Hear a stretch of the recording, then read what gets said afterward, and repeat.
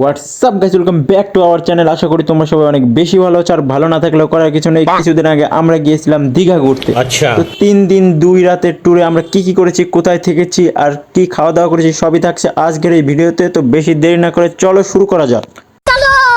সকালবেলা বাড়ি থেকে রেডি হয়ে বেরোনোর সময় প্রথমে খেয়ে নিলাম চাউমিন, দেন আমরা বেরিয়ে চলে আসলাম স্টেশনে। আর স্টেশন থেকে চলে আসলাম কলকাতা থেকে আরো 2-4 জন বন্ধু আমাদের সঙ্গে অ্যাড হলো।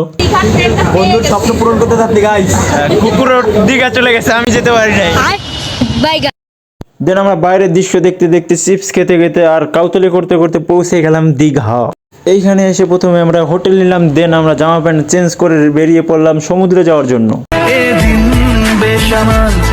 তোর স্বস্তি নাজেহাল দেখে কষ্ট হলো কাল ঝড়টাকে, ও তাই তো প্রেম। সমুদ্র থেকে এসে কিছু লোক আবার শুয়ে পড়লো, আর আমরা গেছিলাম হচ্ছে সন্ধ্যাবেলায় চা খেতে। সেইখানে গিয়ে আমার বান্ধবী আবার ভূত দেখলো। শিয়াল পাগল কুকুর, এটা বেশি কিছু না, এটা দেখার পর কুকুর বিলাই। তারপর রাতেবেলা আমরা এসেছিলাম ফোন ঠিক করার দোকানে, কারণ একজনের ফোন আবার সমুদ্রের উপরে নষ্ট হয়ে গেছিল। দেন ওইখান থেকে আমরা এসেছিলাম মাছ খাওয়ার জন্য। এখানে অবশ্য সবাই মাছ খেলো, আমি কিন্তু খাইনি, কারণ এখানে কেমন যেন একটা স্মেল আসছিল মাছ থেকে।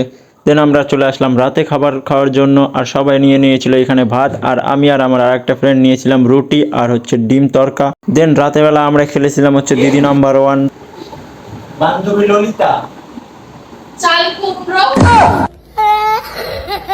নেক্সট দিন সূর্য উদয় দেখার জন্য আমরা চলে গেছিলাম মোহনায়, আর ওইখানে গিয়ে কিছুক্ষণ আমরা ঘুরলাম এবং ভিডিও শুট করলাম।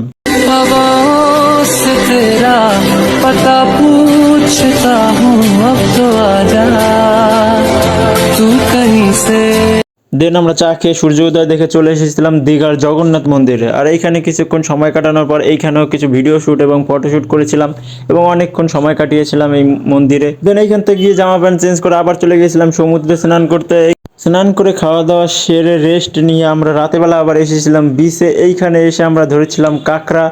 এই কাঁকড়া ধরেও আবার ছেড়ে দিয়েছিলাম, যেমন করে আমার বন্ধুকে তার এক্স ছেড়ে দিয়েছিল। তারপর আমরা চলে গেছিলাম ওল্ড দীঘায় মাছ খাওয়ার জন্য। মাছ খেয়ে আমরা চলে এসেছিলাম রুমে। আমাদের মধ্যে একজনের আবার বার্থডে ছিল ওই রাতে, সেই জন্য বার্থডে সেলিব্রেশন করে এবং কাউতলি করে সারা রাত কাটিয়ে দিয়েছিলাম।